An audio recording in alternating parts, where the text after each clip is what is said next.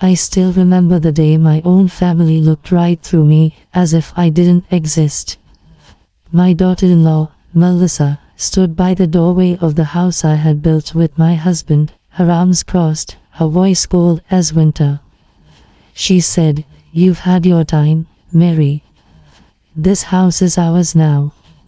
You can't just keep living here like a shadow." I stared at her, my heart pounding so hard I could hear it.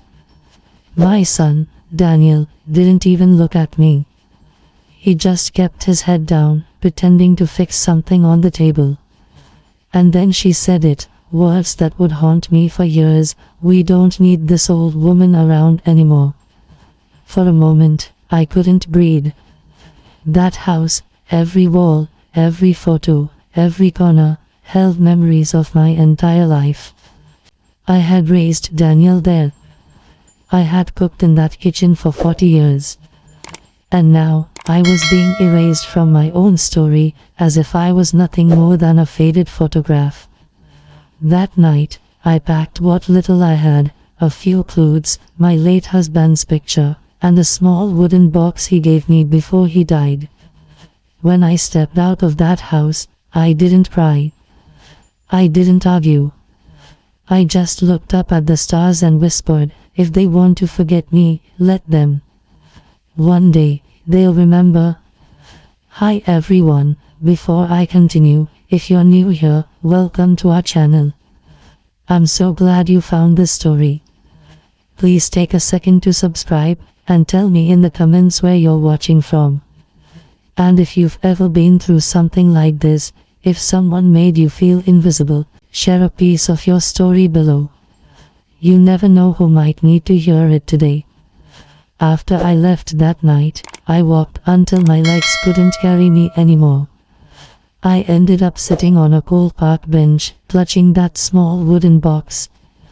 Inside it were a few letters my husband had written to me during his time in the army, and a tiny silver locket with our wedding picture.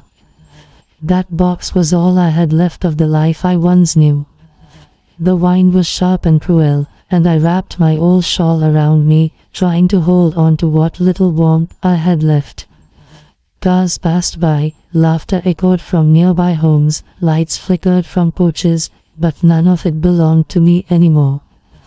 I was just a ghost, forgotten by the people I had lived for.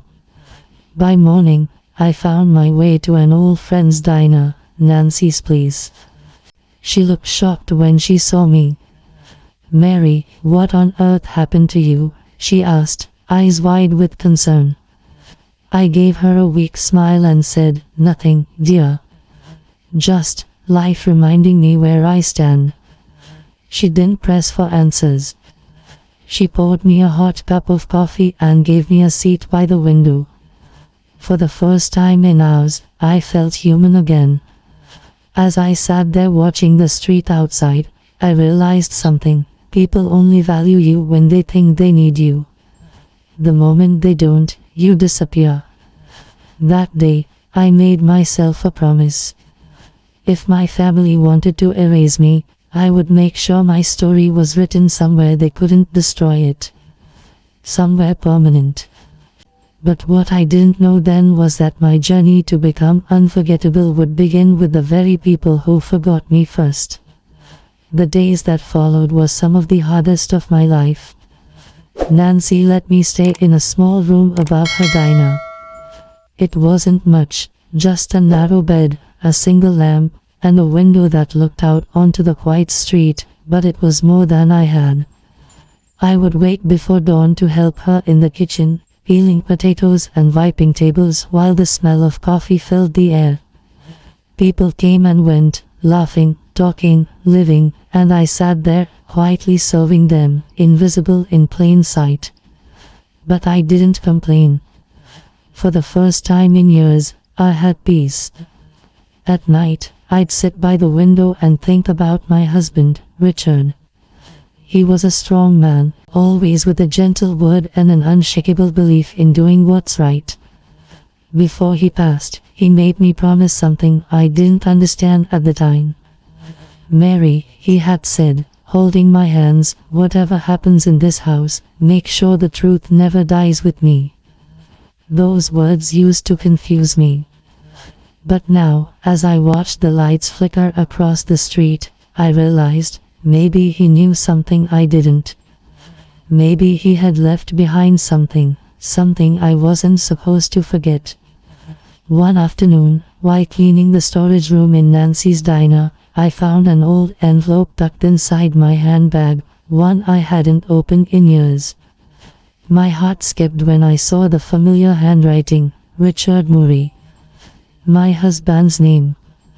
My hands trembled as I opened it. Inside was a folded piece of paper, a copy of the house deed.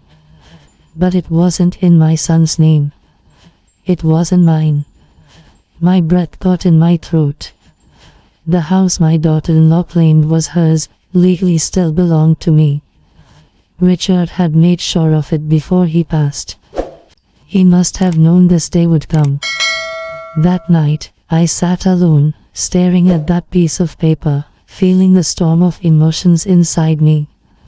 Anger, sadness, but also power. For the first time in years, I held something that reminded me I wasn't powerless. I had proof that my life, my love, my years of sacrifice, still meant something. Still existed. But I didn't rush to take revenge. No, I waited. I planned. Quietly. I went to a lawyer the next morning, a kind man named Mr. Evans who would known my husband. When I showed him the deed, his eyes widened. "Mary," he said, "this document makes you the rightful owner. They can't take that from you." I nodded slowly. "I don't want to take it back out of anger," I told him. "I just want them to know what they lost when they turned their backs on me." A week later, I visited the house. I didn't go inside, I just stood across the street, hidden beneath my shawl. Melissa was in the garden, talking on the phone. My son, Daniel, came out holding their little boy. For a moment, I almost called his name. But something stopped me. Maybe it was pride. Maybe pain. I turned away, whispering to myself, "Not yet. They'll see me when the time is right." And just when I thought I was ready to let go, life threw another surprise my way. Late one evening, as I was locking up the diner, I heard a soft knock on the door. When I opened it, a familiar voice whispered, "Mom." It was Daniel. His eyes were red, his face pale. "Can I come in?" But that wasn't the whole story. That night, after I closed the diner, I sat alone by the window, listening to the rain tapping against the glass. It had been a long day, but my heart felt heavier than usual. Maybe it was the way the storm sounded, sharp, restless, like the echoes of all the years I had tried to silence. Then suddenly, through the sound of thunder, I heard a knock on the door. I froze. No one ever came that late. When I opened it, my breath caught in my throat. It was Daniel. My son. His face was pale, his hair wet from the rain, his eyes swollen with guilt. For a second, we just stood there, staring at each other like strangers who used to know everything about one another. He opened his mouth but no words came. Finally, he whispered, "Mom. I'm sorry." Those words hit me like lightning. 3 simple words, so small, yet they carried the weight of years I spent crying in silence. I let him in, my heart trembling with a mix of pain and hope. The diner was dark, only one small bulb flickering above the counter. He sat down slowly, his hands shaking as he looked around at the place I had built from nothing. "I should have never let it happen," he said, voice breaking. "Melissa told me everything, what she said, what she did. I should have stopped her. I should have stood up for you. I looked at him, at the man who used to be my little boy, the one who used to bring me dandelions from the yard, saying they were sunflowers for mommy. And now here he was, older, broken, drowning in regret. Daniel, I said softly, you don't need to carry her guilt.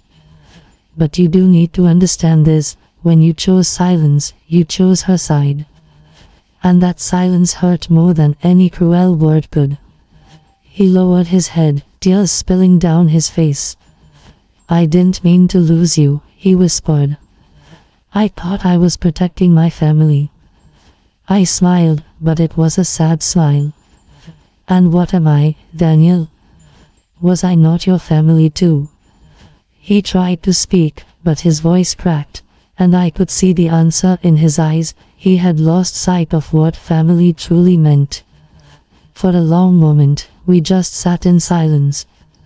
The sound of the rain softened, and the air between us filled with something fragile, forgiveness trying to find its way through years of hurt. Then I reached into my worn purse and pulled out an old envelope. I slid it across the table. What's this? He asked. Your father's last gift, I said. I never told anyone because it didn't feel right back then. But maybe now it's time. He opened the envelope and unfolded the paper inside. His eyes scanned the words slowly, his expression changing from confusion to shock. Mom, this is a house deed. It's still in your name. I nodded. Your father made sure of it. He wanted me to have security, a choice, even when the world turned against me. I could have taken it back any time. But I didn't. Because what I wanted wasn't revenge, Daniel. It was peace. I wanted understanding, not victory. He looked up, speechless. All this time, you could have taken the house back. Yes, I said quietly. But if I had, I would have become the same as the people who hurt me. And I couldn't live with that. I waited, not for justice, but for love to find its way home. That was the moment Daniel broke down completely. He reached for my hands and cried, not just for me, but for the years we lost, for the mother he forgot to stand beside. I held him close, the way I used to when he was small, and whispered, it's okay, my son. We can't change the past. But we can choose what happens next. The next morning, Daniel came back, this time with the kids. When I saw them run into the diner, shouting, Grandma, at the top of their lungs, it felt like sunlight finally broke through the clouds that had been hanging over my heart for years. They hugged me tight, their little hands around my neck, their faces warm and innocent. For the first time in a long time, my home wasn't empty. It was filled with laughter again. Melissa stood a few steps behind, her eyes red and swollen. She walked up to me slowly and said, I was wrong. I said things I can't take back. I hurt you, and I'm so sorry. I looked at her, this woman who once took everything from me, my peace, my dignity, my place in the home I helped build. But I also saw fear and remorse in her face, something real. Melissa, I said gently, we all make mistakes. What matters is what we do after. I forgive you, not because you deserve it, but because I deserve peace. Her lips trembled, and she nodded, tears streaming down her cheeks. That day, we all sat together for the first time in years, not as enemies, but as a family learning how to start over. Daniel helped me close the diner early and said, Mom, come home. Please. Let's start again. I smiled. Home isn't made of walls, Daniel. It's made of hearts. And right now, I think we are finally building one again. From that day on, things began to change. Daniel and Melissa visited me every week with the kids. We'd have dinner, talk, laugh, and remember what it felt like to belong. I still kept the deed folded neatly in my drawer, not as a secret weapon, but as a reminder that sometimes power isn't about fighting back. It's about standing your ground without losing your kindness. Now, as I sit here telling this story to you, my sweet grandchild, I want you to remember something important. People may deny your worth, they may forget your sacrifices, they may even erase your name. But truth has a way of surviving. If you stay patient, kind, and strong, the same world that ignored you will one day remember you, not for your revenge, but for your grace. I looked out the window, the sunset painting the sky in gold and pink, and smiled softly. They denied my existence once, I whispered, but now, they'll never forget my presence. And as I turned back to my grandchild, I saw tears glistening in their eyes. I reached out, held their little hand, and said, "That's how you take your life back, sweetheart, not with anger, but with peace, dignity, and love." The room fell quiet, only the sound of the clock ticking. But in that silence, I felt something powerful, not victory, but peace. The kind that only comes when you stop waiting to be seen, and start living as if you already are.